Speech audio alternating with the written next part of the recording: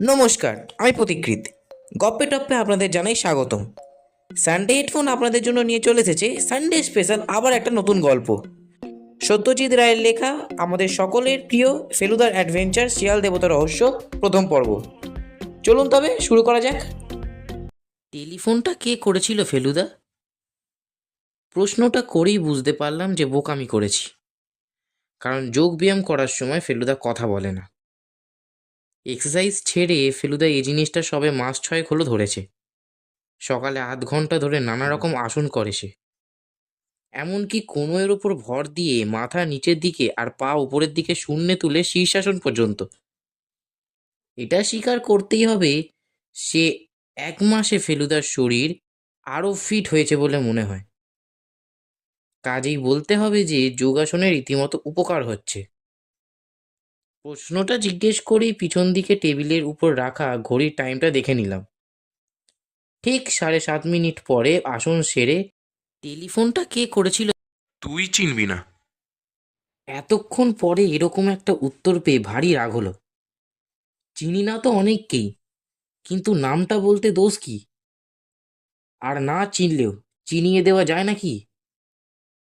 একটু গম্ভীরভাবে জিজ্ঞেস করলাম, তুমি চেনো? ফেলুদা জলে ভেজানো ছোলা খেতে খেতে বলল, হুম, হুম, হুম, আগে চিনতাম না, এখন চিনি।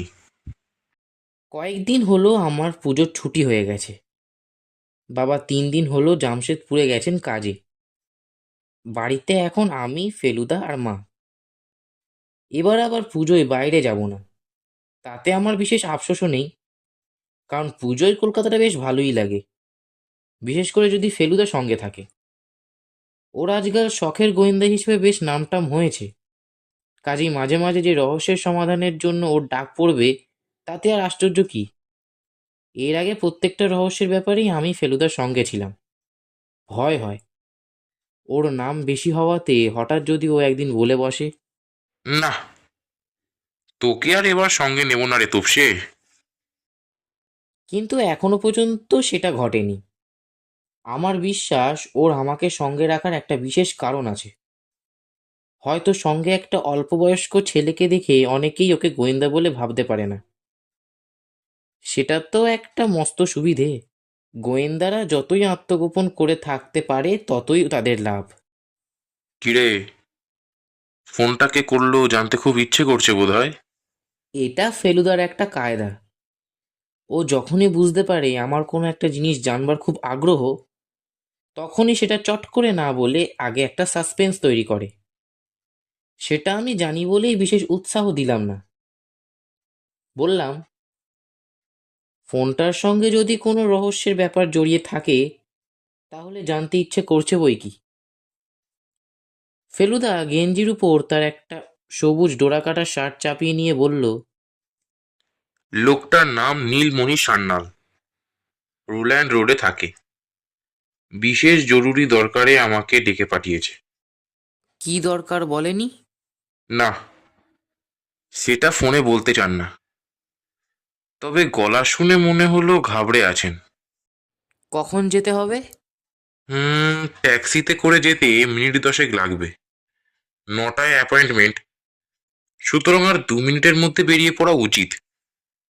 ট্যাক্সি করে নীলমণি সান্যালের বাড়ি যেতে যেতে ফেলুদাকে বললাম, আচ্ছা ফেলুদা, অনেক রকম তো দুষ্টু লোক থাকে।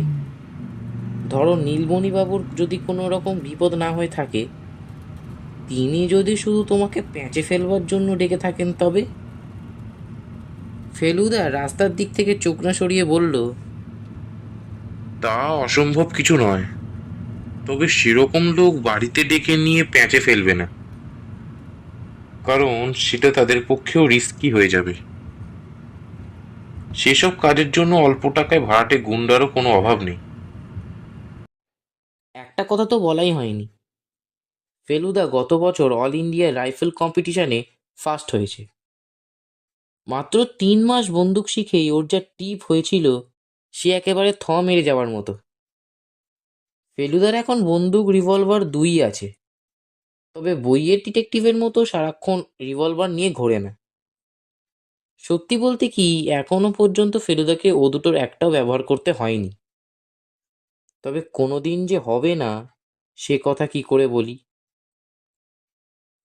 ট্যাক্সি যখন ম্যাডাক স্কোয়ারের কাছাকাছি এসেছে তখন জিজ্ঞেস করলাম, ভদ্রলোক কি করেন সেটা জানো? ভদ্রলোক পান খান, বোধহয় কানে একটু কম শোনেন, শব্দটা একটু বেশি ব্যবহার করেন, আর অল্প সর্দিতে ভুগছেন। এছাড়া আর কিছুই জানি না।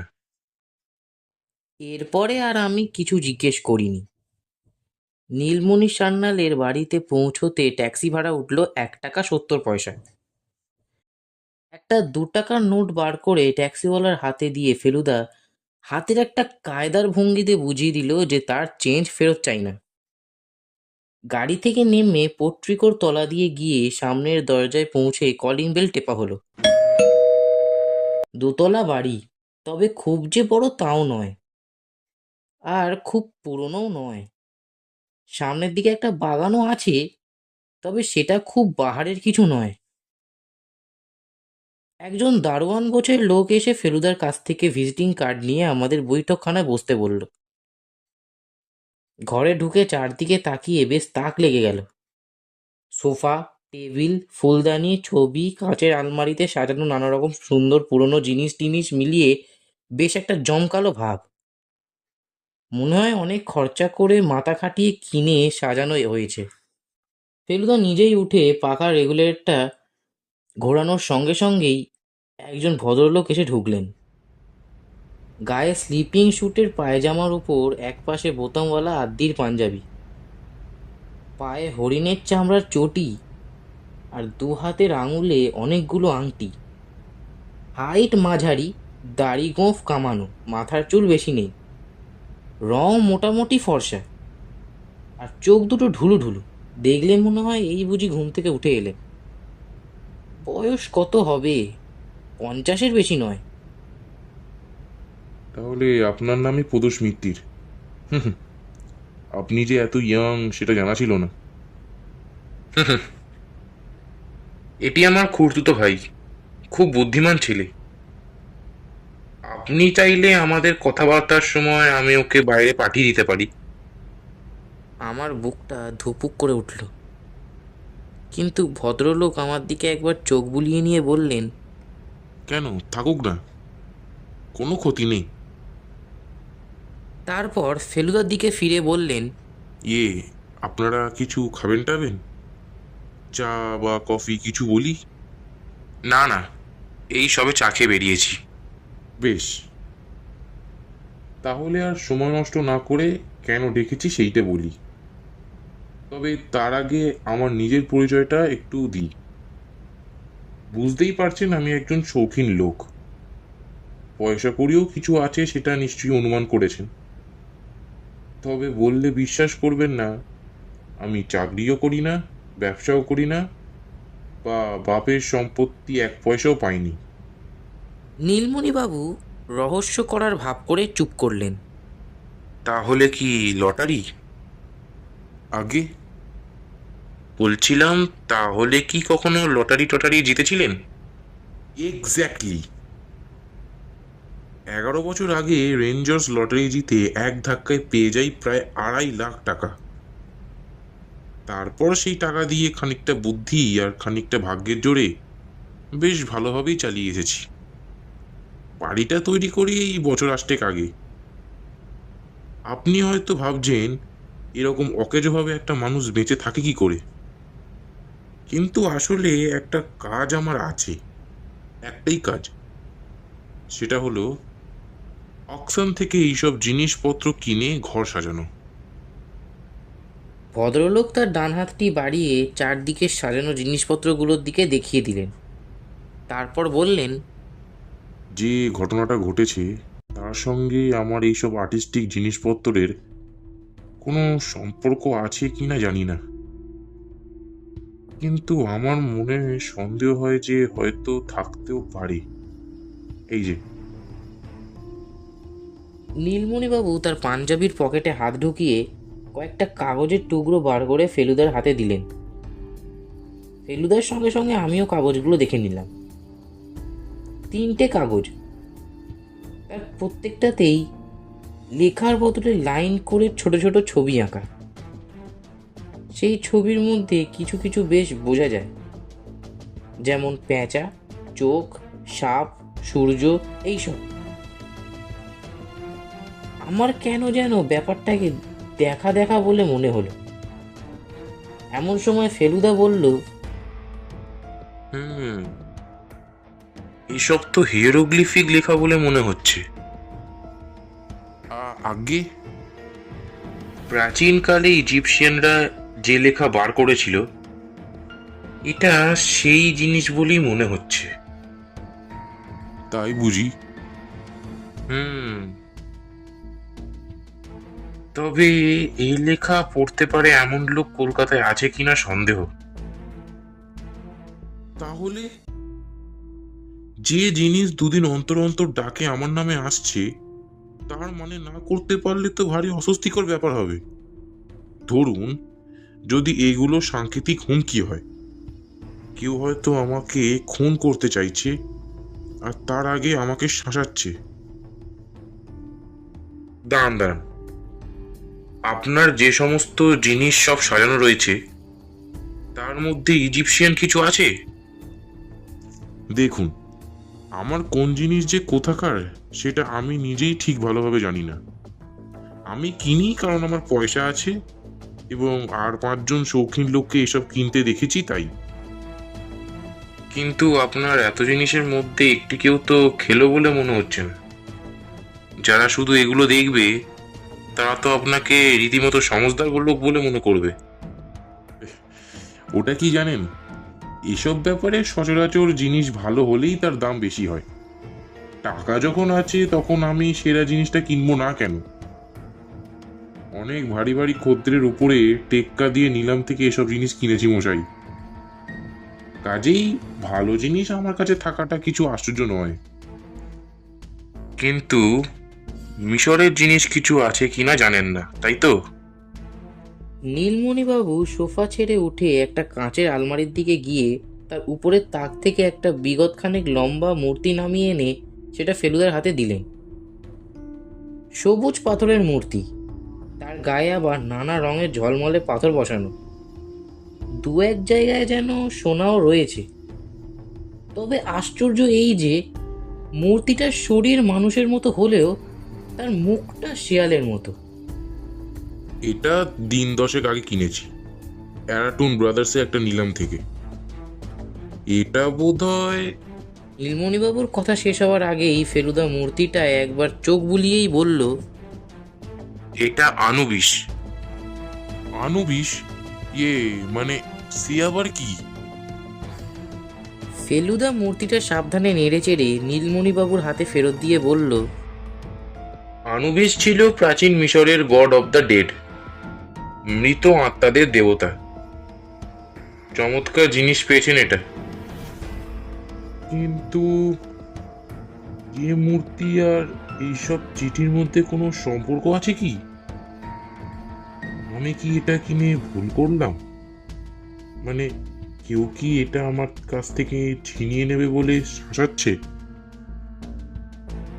সেটা এখন বলা মুশকিল।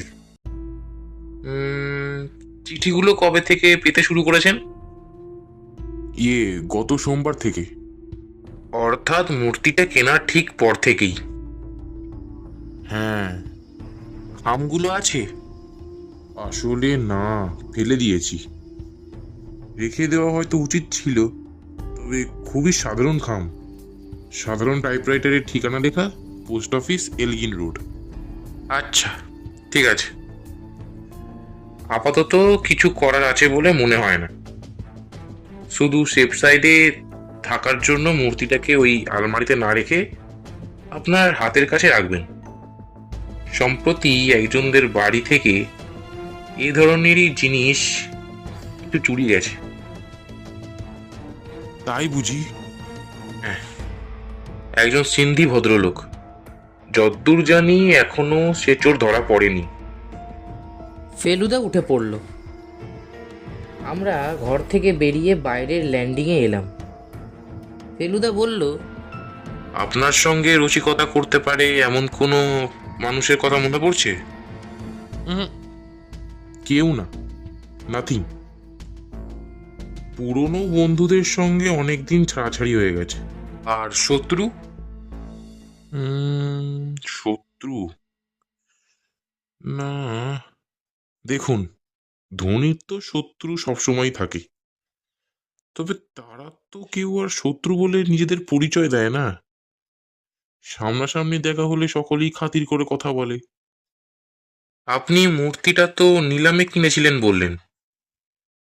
হ্যাঁ, অ্যারাটুন ব্রাদার্স নিলামে। তাহলে ওটার ওপর আর কারোর লোভ ছিল না? কথাটা শুনে ভদ্রলোক হঠাৎ যেন বেশ একটু উত্তেজিত হয়ে হাত কচলাতে শুরু করলেন। আপনি কথাটা জিজ্ঞেস করে আমার ভাবনার একটা নতুন দিক খুলে দিলেন। আমার সঙ্গে একটি ভদ্রলোকের অনেকবার নিলামে ঠোকাঠুকি হয়েছে, সেদিনও হয়েছিল। তিনি কে? প্রতুল দত্ত। কি করেন সেটা জানেন? বোধহয় উকিল ছিলেন, রিটায়ার করেছেন।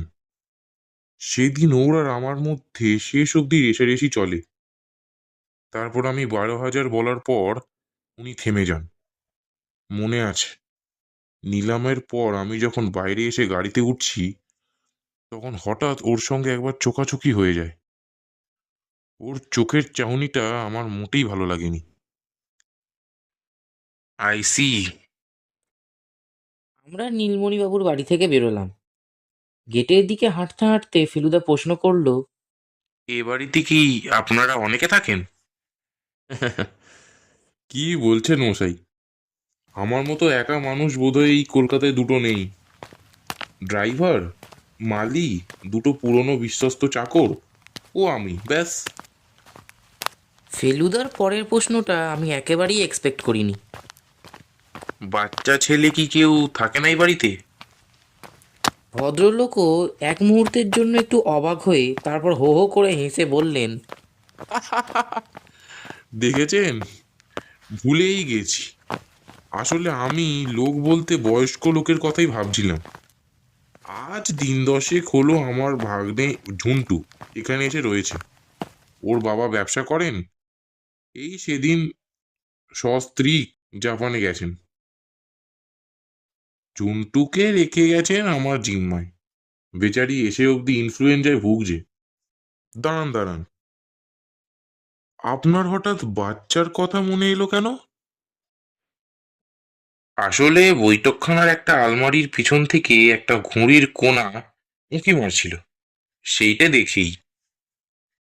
নীলমণিবাবুর চাকর একটা ট্যাক্সি ডাকতে গিয়েছিল।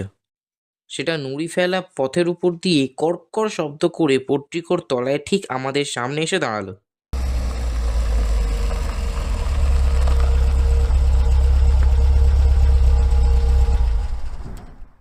ফেলুদা ট্যাক্সিতে ওঠার সময় বলল, সন্দেহজনক আরো কিছু যদি ঘটে তাহলে তৎক্ষণাৎ আমাকে জানাবেন। আপাতত আর কিছু করার আছে বলে মনে হয় না। বাড়ি ফেরার পথে ফেলুদাকে বললাম, ওই শিয়াল দেবতার চেহারাটা দেখে কিরকম ভয় করে, তাই না? মানুষের ধরে অন্য যে কোনো জিনিসের মাথা জুড়ে দিলেই ভয় করে, শুধু শেয়াল কেন? পুরনো ইজিপশিয়ান দেবদেবীর মূর্তি ঘরে রাখা তো বেশ বিপজ্জনক। কে বলল শুনি? যা বাবা, তুমিই তো বলেছিলে। মোটেই না। আমি বলেছিলাম যেসব প্রত্নতাত্ত্বিকরা মাটি খুঁড়ে প্রাচীন ইজিপশিয়ান মূর্তি টুর্তি বার করেছে, তাদের মধ্যে কয়েকজনকে বেশ নাজেহাল হতে হয়েছে। হ্যাঁ হ্যাঁ হ্যাঁ, আরে সেই যে একজন সাহেব, সে তো মরেই গিয়েছিল। আরে কি নাম যেন তার? Lord Carnarvon. কিছুই মনে রাখতে পারিস না? হ্যাঁ, আর তার কুকুর। কুকুর সাহেবের সঙ্গে ছিল না, কুকুর ছিল বিলেতে, সাহেব ছিলেন ইজিপ্টে। তুতান খামুনের কবর খুঁড়ে বার করার কিছুদিনের মধ্যেই কার্নারভন হঠাৎ ভীষণ অসুখে পড়ে মারা যান। তারপর খবর পাওয়া গিয়েছিল যে যে সময় সাহেব মারা যান ঠিক সেই একই সময় বিনা অসুখে রহস্যজনকভাবে বেশ কয়েক হাজার মাইল দূরে থাকা ওই কুকুরটিও মারা যায়। প্রাচীন ইজিপ্টের কোনো জিনিস দেখলেই আমার ফেলুদার কাছে শোনা এই অদ্ভুত ঘটনাটা মনে পড়ে যায়। শিয়াল দেবতা আনুবিসের মূর্তিটাও নিশ্চয়ই কোনো মান্ধাতার আমলের ইজিপশিয়ান সম্রাটের কবর থেকে এসেছে। নীলমণি বাবু কি এসব কথা জানেন? না, মনে হয়। সাত করে বিপদ ডেকে আনার মধ্যে কি মজা থাকতে পারে তা তো আমি ভেবেই পাই না। পরদিন ভোর 6:45 আমাদের বারান্দায় খবরের কাগজের বান্ডিলটা পড়ার প্রায় সঙ্গে সঙ্গেই টেলিফোনটা বেজে উঠল।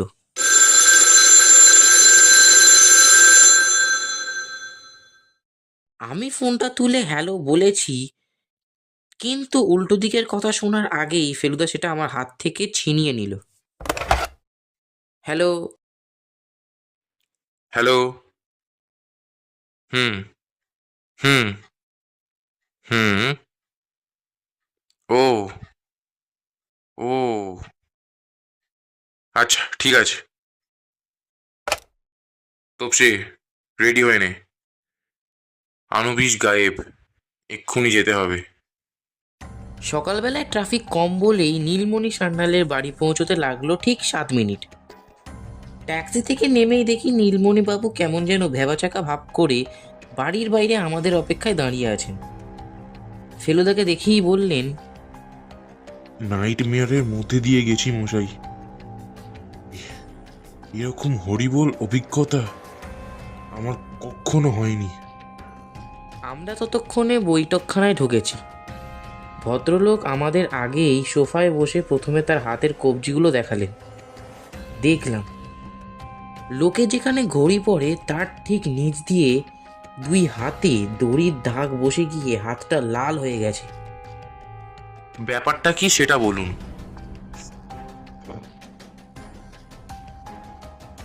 আপনার কথা মতো গতকাল রাতে মূর্তিটা শুভর ঘরে নিয়ে গিয়ে একেবারে বালিশের তলায় রেখে দিয়েছিলাম, কিন্তু এখন মনে হচ্ছে যেখানে ছিল সেখানেই রাখলে ভালো হতো। আর কিছু না হোক, অন্তত শারীরিক যন্ত্রণাটা ভোগ করতে হতো না। যাকগে, মূর্তিটা তো মাথার তলায় নিয়ে দিব্যি ঘুমোচ্ছি। এমন সময় রাত কত জানি না, একটা বিশ্রী অবস্থায় ঘুম ভেঙে গেল। দেখি কে জানি আমার মুখটা আস্তে পৃষ্ঠে গামছা দিয়ে বাঁধছে। গলা দিয়ে আওয়াজ বেরোবার পথ নেই, সেই বুঝে হাত দিয়ে বাঁধা দিতে গেলুম। আর তখনই বুঝতে পারলুম যে আমার চেয়ে অনেক বেশি শক্তিশালী লোকের পাল্লায় পড়েছি। দেখতে দেখতে আমার হাত পিছমোড়া করে দিলে, ব্যাস, তারপর বালিশের তলা থেকে মূর্তিটা নিয়ে, উফ, আর কি। ভদ্রলোক দম নেবার জন্য কয়েক মুহূর্ত চুপ করে রইলেন। তারপর বললেন, ঘন্টা তিনেক বোধহয় হাত বাঁধা অবস্থায় পড়েছিলুম। সমস্ত শরীরে ঝিঁঝি ধরে গেছিল। সকালে চাকর নন্দলাল চা নিয়ে এসে আমাকে ওই অবস্থায় দেখে বাঁধন খুলে দেয়, আর তৎক্ষণাৎ আমি আপনাকে ফোন করি। ফেলুদার দেখলাম চোখ মুখের ভাব বদলে গেছে। সে সোফা ছেড়ে উঠে দাঁড়িয়ে পড়েছে। আপনার ঘরটা একবার দেখব, আর প্রয়োজন হলে আপনার বাড়ির কিছু ছবি তুলব। ক্যামেরাটাও ফেলুদার নতুন বাতিকের মধ্যে একটা। নীলমণিবাবু দোতলায় তার শোবার ঘরে নিয়ে গেলেন।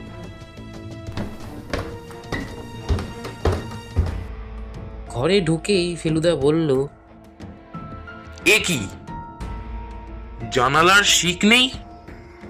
আর বলবেন না, বিলিতি কায়দার বাড়ি তো, আর আমি আবার জানালা বন্ধ করে শুতেই পারি না। ফেলুদা জানলা দিয়ে গলা বাড়িয়ে নিচের দিকে দেখে বলল, খুব সহজ। পাইপ রয়েছে, কার্নিশ রয়েছে। একটু জোয়ান লোক হলেই অনায়াসে জানালা দিয়ে ঘরে ঢুকতে পারে। নীলমণিবাবু, বাড়ির অন্য অংশ এবার ঘুরে দেখতে চাই। নীলমণিবাবু প্রথমে দোতলা দেখালেন। পাশের ঘরটাতে দেখলাম একটা খাটে 12-13 বছরের বয়সের একটা ছেলে গলা অবধি লেপ মুড়ি দিয়ে শুয়ে আছে। তার চোখগুলো বড় বড়, আর দেখলেই মনে হয় তার স্বাস্থ্য মোটেই ভালো নয়। বুঝলাম এই হলো ঝন্টু। নীলমণিবাবু বললেন, কালই আবার ডাক্তার বোস ঝুন্টুকে ঘুমের ওষুধ দিয়ে গেছেন, তাই ও রাত্রে কিছুই শুনতে পাইনি। দোতলার আরো দুটো ঘর দেখে একতলার ঘরগুলোতে চোখ বুলিয়ে আমরা বাড়ির বাইরে এলাম। নীলমণিবাবুর ঘরের জানালার ঠিক নিচেই দেখলাম কয়েকটা ফুলের টবে পাম জাতীয় গাছ লাগানো। ফেলুদা টবগুলোর ভিতর কিছু আছে কিনা দেখতে লাগলো। প্রথম দুটোয় কিছু পেল না। তৃতীয়টার পাতার ভিতরে হাতড়ে একটা ছোট্ট টিনের কৌটো পেল। সেটা ঢাকনা খুলে নীলমণিবাবুর দিকে এগিয়ে দিয়ে ফেলুদা বলল, এ বাড়িতে কারোর নস্যির বাতিক আছে? নীলমণিবাবু মাথা নেড়ে না বললেন। ফেলুদা কৌটোটা নিজের প্যান্টের পকেটে রেখে দিল। এবার নীলমণিবাবু যেন বেশ মরিয়া হয়েই বললেন, মিস্টার মিত্তির, আর কিচ্ছু না। মূর্তি একটা গেছে, আর একটা না হয় কিনবো, কিন্তু একটা ডাকাত আমার বাড়িতে এসে আমার ঘরে ঢুকে আমার উপর যাতা অত্যাচার করে চলে যাবে, এ কিছুতেই বরদাস্ত করা যায় না। আপনার এর একটা বিহিত করতেই হবে। যদি লোকটাকে ধরে দিতে পারেন, তাহলে আমি আপনাকে মানে আর কি। পারিশ্রমিক? হ্যাঁ হ্যাঁ, রাইট, পারিশ্রমিক, মানে রিওয়ার্ড দেবো। রিওয়ার্ড বড় কথা নয় মিস্টার সান্যাল, সে আপনি দিতে চান দেবেন, কিন্তু আমি কাজটার ভার নিচ্ছি তার প্রধান কারণ হলো এই ধরনের অনুসন্ধানে একটা চ্যালেঞ্জ আছে, একটা আনন্দ আছে। এটা শুনে আমার মনে হলো বড় বড় গোয়েন্দা কাহিনীতে ডিটেকটিভরা যেভাবে কথা বলে, ফেলুদাও যেন ঠিক সেভাবেই কথাটা বলল। এরপরে প্রায় 10 মিনিট ধরে ফেলুদা নীলমণিবাবুর ড্রাইভার গোবিন্দ, চাকর নন্দলাল আর পাঁচু, আর মালি নটবরের সঙ্গে কথা বলল।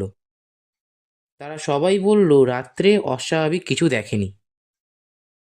বাইরের লোক আসার মধ্যে রাত 9টা নাগাদ ডাক্তার বোস এসেছিলেন ঝুন্টুকে দেখতে। নীলমণিবাবু নিজে নাকি তারপর একবার বেরিয়েছিলেন O.N. মুখার্জির ডাক্তারখানা থেকে ঝুন্টুর জন্য ওষুধ কিনে আনতে। ফেরার পথে একটু অন্যমনস্ক ছিলাম। হঠাৎ খেয়াল হলো ট্যাক্সি আমাদের বাড়ির রাস্তা ছাড়িয়ে অন্য কোথাও চলেছে। ফেলুদাকে গম্ভীর দিকে তাকে আর কিছু জিজ্ঞেস করলাম না। ট্যাক্সি থামলো ফ্রি স্কুল স্ট্রিটের একটা বাড়ির সামনে। দেখলাম বাড়ির সদর দরজার উপরে সাইনবোর্ডে উঁচু উঁচু রূপোলি অক্ষরে লেখা রয়েছে, অ্যারাটুন ব্রাদার্স অকশনিয়ার্স। এটাই সেই নিলামের দোকান। আমি কোনো দিন নিলামের ঘর দেখিনি। এই প্রথম দেখে একেবারে চোখ ছানা বড়া হয়ে গেল। এত রকম হিজিবিজি জিনিস একসঙ্গে এর আগে কখনো দেখিনি। ফেলুদার কাজ 2 মিনিটের মধ্যে সারা হয়ে গেল। প্রতুল দত্তের ঠিকানা 7/1 লাভলক স্ট্রিট। আমি মনে ভাবলাম, প্রতুল দত্তর বাড়ি গিয়েও যদি ফেলুদাকে হতাশ হতে হয়, তাহলে আর ওর কোথাও যাবার থাকবে না। তার মানে এবার ফেলুদাকে হার স্বীকার করতে হবে। আর তাহলে আমার যে কি দশা হবে আমি জানি না, কারণ এখনো পর্যন্ত ফেলুদাকে কোথাও হার মানতে দেখিনি। ও কোনো ব্যাপারে হাল ছেড়ে দিয়ে মুখ চুন করে বসে আছে, ও দৃশ্য আমি কল্পনাই করতে পারি না। না না, আশা করি শিগগিরই ও একটা ক্লু পেয়ে যাবে। আমি অন্তত এখন পর্যন্ত চোখে অন্ধকারই দেখছি। দুপুরে খেতে খেতে ফেলুদাকে বললাম, ফেলুদা, এরপর কি করবে? ও ভাতের ঢিপির মধ্যে একটা গর্ত করে তাতে 1 বাটি সোনামুগ ডাল ঢেলে বলল, এরপর মাছ, তারপর চাটনি, তারপর দই, আরে না না, মানে তারপর। তারপর জল খেয়ে মুখ ধোবো, তারপর একটা পান খাবো। তারপর? উম, তারপর একটা টেলিফোন করে 0.5 ঘন্টা ঘুম দেব। হ্যাঁ, এর মধ্যে টেলিফোনটাই একমাত্র ইন্টারেস্টিং খবর। কাজেই আমি সেটার অপেক্ষায় বসে রইলাম। ডিরেক্টরি থেকে প্রতুল দত্তর নাম্বারটা আমিই বার করে দিয়েছিলাম। নম্বরটা ডায়াল করে হ্যালো বলার সময় দেখলাম ফেলুদা গলাটা চেঞ্জ করে বুড়োর গলা করে নিয়েছে। যে কথাটা হলো ফোনে তার শুধু একটা দিকেই আমি শুনতে পেয়েছিলাম, আর সেটা হলো,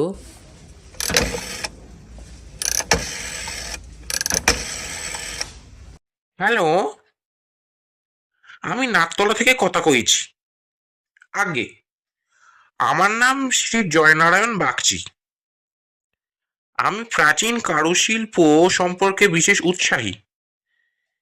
এই বিষয় নিয়ে আমি একটি পুস্তক রচনা করছি। হ্যাঁ, আগে হ্যাঁ, আপনার সংগ্রহের কথা শুনেছি। আমার একান্ত অনুরোধ, আপনি যদি অনুগ্রহ করে আপনার কিছু জিনিস আমাকে দেখতে দেন। না না না না, পাগল নাকি? আচ্ছা, হ্যাঁ হ্যাঁ, নিশ্চয়ই। আপনাকে অশেষ ধন্যবাদ, নমস্কার। ভদ্রলোকের বাড়িতে চুনকাম হচ্ছে, তাই জিনিসপত্রগুলো সরিয়ে রেখেছেন। তবে সন্ধ্যের দিকে গেলে দেখতে পাওয়া যাবে। আমি একটা কথা না বলে পারলাম না। কিন্তু প্রতুলবাবু যদি সত্যি আনুবিসের মূর্তিটা চুরি করে থাকেন, তাহলে তো আর সেটা আমাদের দেখাবেন না। হুম, যদি তোর মতো বোকা হয় তাহলে দেখাতেও পারে, তবে না দেখানোটাই সম্ভব। আমি মূর্তি দেখার জন্য যাচ্ছি না, যাচ্ছি লোকটাকে দেখতে। বুঝলে তপেশ বাবু? তার কথা মতো ফেলুদা টেলিফোনটা করেই নিজের ঘরে চলে গেল ঘুমোতে। ফেলুদার একটা আশ্চর্য ক্ষমতা হলো ও যখন তখন প্রয়োজন মতো একটু আধটু ঘুমিয়ে নিতে পারে। শুনেছি নেপোলিয়নেরও নাকি এরকম ক্ষমতা ছিল। যুদ্ধে আগে ঘোড়ায় চাপা অবস্থাতেই একটু ঘুমিয়ে নিয়ে শরীরটাকে চাঙ্গা করে নিতেন। আমার বিশেষ কিছুই করার ছিল না, তাই ফেলুদার তাক থেকে একটা ইজিপশিয়ান আর্টের বই নিয়ে সেটা উল্টে পাল্টে দেখছিলাম। এমন সময় ক্রিং করে ফোনটা বেজে উঠল। আমি এক দৌড়ে বসবার ঘর থেকে ফোনটা তুলে নিলাম। হ্যালো। কিছুক্ষণ কেউ কিচ্ছু বলল না, যদিও বেশ বুঝতে পারছিলাম ফোনটা কেউ ধরে আছে। এদিকে অনুভব করলাম আমার বুকের ভেতরটা ঢিপ ঢিপ করতে শুরু করলো। প্রায় 10 সেকেন্ড পরে একটা গম্ভীর গলা, প্রদোষ মিত্র আছেন? আমি কোনো মতে ঢোক গিলে বললাম, উনি একটু ঘুমোচ্ছেন। আপনি কি কথা বলছেন? আবার কয়েক সেকেন্ড চুপ, তারপর কথা এলো, ঠিক আছে,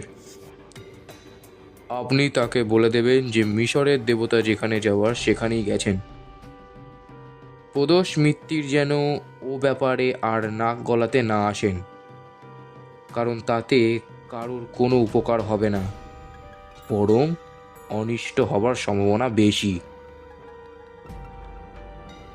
এরপরেই কট করে ফোনটা রাখার শব্দ পেলাম, আর তারপরেই সব চুপ। কতক্ষণ যে ফোনটা হাতে ধরে প্রায় দম বন্ধ করে বসেছিলাম জানি না। হঠাৎ ফেলুদার গলা পেয়ে তাড়াতাড়ি রিসিভারটাকে জায়গায় রেখে দিলাম। কিরে, কে ফোন করেছিল? আমি ফোনে যা শুনেছি তাই বললাম। ফেলুদা গম্ভীর মুখ করে ভুরু কুঁচকে সোফায় বসে বলল, ইস, ড্যাম ইট, তুই যদি একবার আমাকে ডাকতিস। আমি কি করব? কাঁচা ঘুম ভাঙলে যে তুমিই রাগ করো। লোকটার গলার আওয়াজ কিরকম? একেবারে ঘর ঘরে গম্ভীর। হুম, যাকগে, আপাতত প্রতুল দত্তর চেহারাটা একবার দেখে আসি। মনে হচ্ছিল একটু আলো দেখতে পাচ্ছি, এখন আবার সব ঘোলাটে। কি বলিস তোপসে?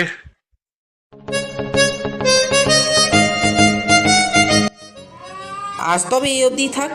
আর দ্বিতীয় পর্ব বা বলতে পারেন অন্তিম পর্ব আসছে খুব তাড়াতাড়ি। তো কেমন লাগলো নিশ্চয়ই কমেন্ট করে জানাবেন। আজ তবে আসি।